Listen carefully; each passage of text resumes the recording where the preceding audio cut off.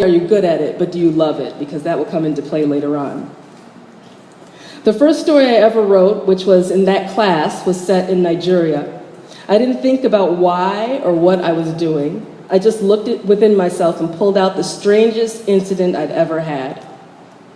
It happened while with my family on the way to the Port Harcourt International Airport. The incident involves a restaurant.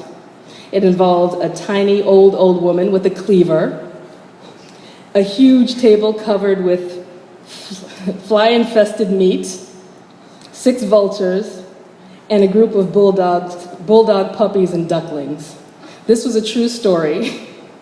All of it was true, but I added one thing. I added whatever. Okay, it was a true story.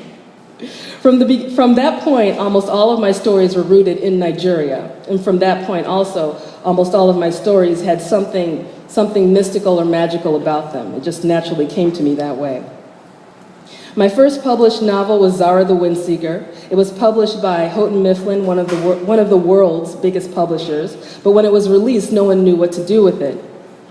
It was a young adult novel that blended science fiction and fantasy, and it was steeped in Nigerian culture, myth, and magic.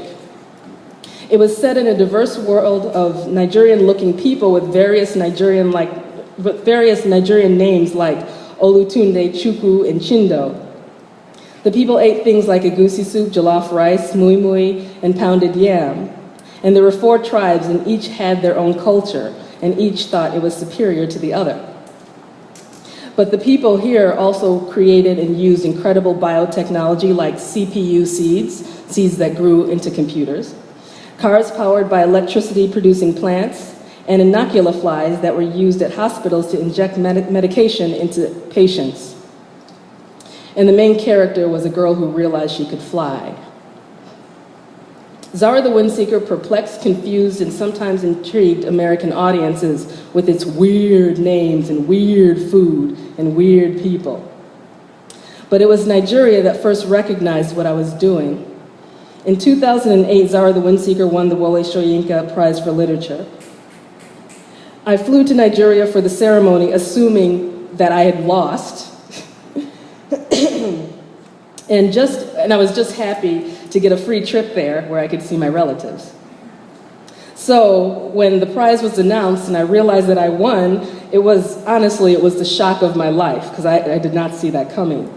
The prize was presented by Wole Soyinka himself, and there I stood standing beside him as all of these cameras took pictures, and I stood there holding a $20,000 check that was the size of my body. If the Wole Soyinka Prize jury had hoped to instill Nigerian pride in me, it worked. I had always been proud to be Nigerian, but this prize and that experience helped me stay strong and have the confidence to keep going in the direction that I was going. And keep going I did. I have a forthcoming novel that will be out next year called Lagoon, and it's an alien invasion story set in Lagos. The word Lagos means lagoon in Portuguese, so that's where I got the title. And this book takes on Nigerian issues that include governmental leadership, bad roads, religious fanaticism, gay pride, the military, hip-hop, local deities and spirits, and what happens when aliens come out of the water on Bar Beach. Oh yeah, oh yeah. I think back on it all and wonder what I'd have written if I didn't embrace all that I was. My experience growing up in the United States, dealing with the racism, the diversity, and the freedoms and the constraints, all this gave me perspective and attitude. And so is my experience of being Nigerian, the child of ambitious, idealistic Nigerian immigrants.